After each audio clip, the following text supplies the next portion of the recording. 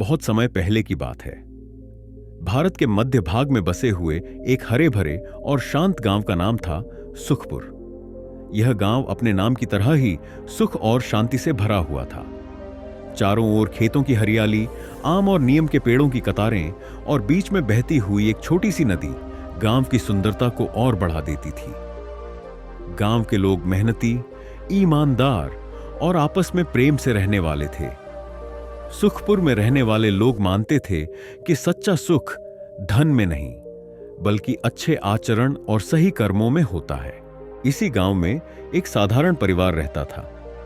परिवार के मुखिया का नाम था रामदास। रामदास एक किसान थे और अपने छोटे से खेत में मेहनत करके परिवार का पालन पोषण करते थे। उनकी पत्नी सीता अत्यंत सरल, दयालु और समझदार स्त्री थी। उनका एक ही पुत्र था जिसका नाम था मोहन। मोहन बचपन से ही बहुत तेज बुद्धि का था, लेकिन उसके मन में हमेशा जल्दी बड़ा बनने और ज्यादा कमाने की इच्छा रहती थी। वह अपने पिता की तरह खेतों में मेहनत करना पसंद नहीं करता था। उसे लगता था कि यह काम बहुत कठिन है और इसमें मेहनत के बदले बहुत कम मिलता है। मोहन अक्सर गांव के बड़े लोगों की बातें सुनता, जो शहरों की चमक दमक, बड़े बड़े घरों और ढेर सारे पैसों की चर्चा करते थे। उन बातों का उस पर गहरा प्रभाव पड़ा। धीरे धीरे उसके मन में यह विचार बैठ गया कि अगर उसे जीवन में सफल होना है तो गांव छोड़कर शहर जाना ही होगा। रामदास और सीता ने कई बार उसे समझाने की कोशिश की कि ईमानदारी और धैर्य से किया गया कोई भी काम छोटा नहीं होता, लेकिन मोहन उनकी बातों को पुरानी सोच मानकर अनसुना कर देता था। एक दिन मोहन ने अपने माता पिता से साफ शब्दों में कह दिया कि वह शहर जा रहा है। उसने कहा कि गांव में रहकर वह अपना भविष्य बर्बाद नहीं करना चाहता। सीता की आंखों में आंसू आ गए, लेकिन उन्होंने अपने बेटे को रोकने की कोशिश नहीं की। रामदास ने भारी मन से उसे कुछ पैसे दिए और कहा कि ईमानदारी का रास्ता कभी मत छोड़ना। मोहन ने सिर हिलाया, लेकिन उसके मन में पिता की बातों के लिए ज्यादा जगह नहीं थी। वह बड़े सपनों को लेकर शहर की ओर निकल पड़ा। शहर पहुंचते ही मोहन को एक अलग ही दुनिया दिखाई दी। ऊंची इमारतें, तेज रफ्तार जिंदगी, भीड़ भाड़ और हर जगह पैसे की बातें। शुरू में वह बहुत उत्साहित था। उसे लगा कि अब वह जल्दी ही अमीर बन जाएगा, लेकिन हकीकत इतनी आसान नहीं थी। उसके पास न तो कोई बड़ी डिग्री थी और न ही किसी तरह का अनुभव।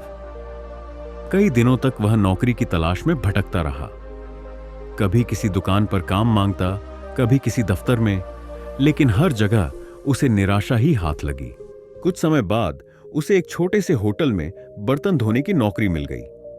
काम बहुत कठिन था और पैसे बहुत कम मिलते थे। मोहन को यह काम बिल्कुल पसंद नहीं था, लेकिन पेट की मजबूरी ने उसे वहां टिके रहने पर मजबूर कर दिया।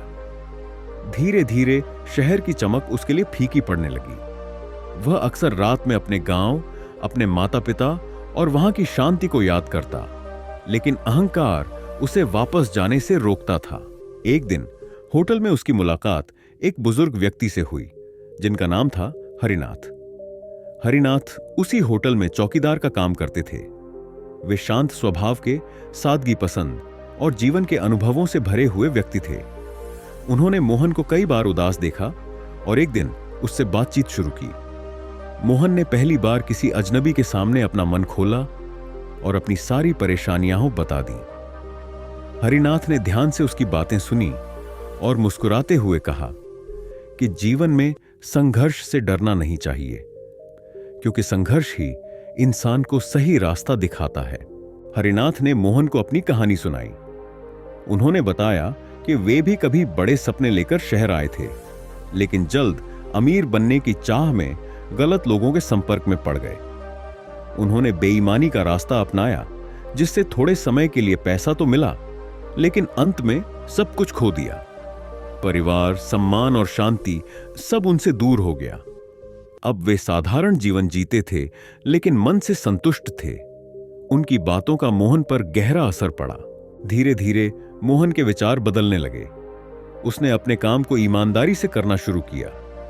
होटल का मालिक उसकी मेहनत और लगन से प्रभावित हुआ और उसे रसोई में सहायक के रूप में काम सिखाने लगा। मोहन ने मन लगाकर काम सीखा। अब उसे काम से शर्म नहीं आती थी। वह समझने लगा था कि कोई भी काम छोटा या बड़ा नहीं होता, बल्कि नियत और मेहनत मायने रखती है। कुछ सालों में मोहन एक अच्छा रसोइया बन गया। उसकी आमदनी भी पहले से बेहतर हो गई। उसने थोड़े थोड़े पैसे बचाने शुरू किए। लेकिन सबसे बड़ा बदलाव उसके भीतर आया था। अब वह पहले जैसा घमंडी और अधीर नहीं था। वह दूसरों की मदद करता, बुजुर्गों का सम्मान करता और अपने माता पिता को नियमित रूप से पैसे और चिट्ठियां भेजता। सीता और रामदास को अपने बेटे पर गर्व होने लगा, भले ही वे उससे दूर थे। एक दिन गांव से खबर आई कि रामदास की तबीयत बहुत खराब है। यह सुनते ही मोहन के पैरों तले जमीन खिसक गई। उसने बिना देर किए गांव लौटने का फैसला किया। कई साल बाद जब वह सुखपुर पहुंचा तो गांव पहले जैसा ही शांत और सुंदर लगा। लेकिन उसके माता पिता बूढ़े हो गए थे। रामदास बिस्तर पर थे। मोहन उन्हें देखकर फूट फूट कर रो पड़ा और अपने किए पर पछताने लगा।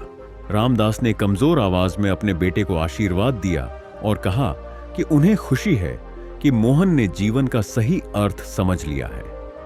कुछ दिनों बाद रामदास का देहांत हो गया। यह मोहन के जीवन का सबसे दुखद क्षण था, लेकिन इसी ने उसे भीतर से और मजबूत बना दिया। उसने तय किया कि अब वह गांव नहीं छोड़ेगा और अपने पिता के अधूरे सपनों को पूरा करेगा। मोहन ने गांव में ही रहकर कुछ नया करने का निर्णय लिया। उसने अपनी बचत से एक छोटा सा भोजनालय खोला, जहां वह साफ सुथरा, स्वादिष्ट और सस्ता खाना बनाता था। उसका उद्देश्य सिर्फ पैसा कमाना नहीं, बल्कि गांव के लोगों को अच्छा भोजन और रोजगार देना था। उसने कुछ बेरोजगार युवकों को काम सिखाया और उन्हें अपने साथ जोड़ा। धीरे धीरे उसका भोजनालय आसपास के गांवों में भी प्रसिद्ध हो गया। मोहन का व्यवहार अब पूरी तरह बदल चुका था। वह विनम्र, धैर्यवान और समझदार बन गया था। गांव के लोग उसका सम्मान करने लगे। सीता अपने बेटे को देखकर मन ही मन अपने पति को याद करती और सोचती कि अगर रामदास आज होते तो कितना गर्व महसूस करते। मोहन भी हर दिन अपने पिता की सीखों को याद करता और उन्हें अपने जीवन में उतारने की कोशिश करता। समय के साथ मोहन न सिर्फ आर्थिक रूप से बल्कि मानसिक और सामाजिक रूप से भी सफल हो गया। उसने यह समझ लिया था कि सच्ची सफलता केवल धन कमाने में नहीं, बल्कि अच्छे इंसान बनने में है। उसने यह भी जाना कि कठिनाइयां जीवन का हिस्सा हैं और उनसे भागने के बजाय उनका सामना करना चाहिए। शहर ने उसे संघर्ष सिखाया था और गांव ने उसे शांति और संतोष। एक दिन गांव के स्कूल में मोहन को बच्चों से बात करने के लिए बुलाया गया। उसने बच्चों को अपनी जीवन कहानी सुनाई और कहा कि बड़े सपने देखना गलत नहीं है, लेकिन उन्हें पाने के लिए सही रास्ता चुनना बहुत जरूरी है। ईमानदारी, मेहनत, धैर्य और संस्कार ही असली पूंजी है। बच्चों ने उसकी बातें ध्यान से सुनी और उनसे प्रेरणा ली। मोहन की कहानी धीरे धीरे एक उदाहरण बन गई। लोग उसे याद करके कहते कि कैसे एक अधीर और भ्रमित युवक ने जीवन की ठोकरों से सीख लेकर खुद को बदल लिया।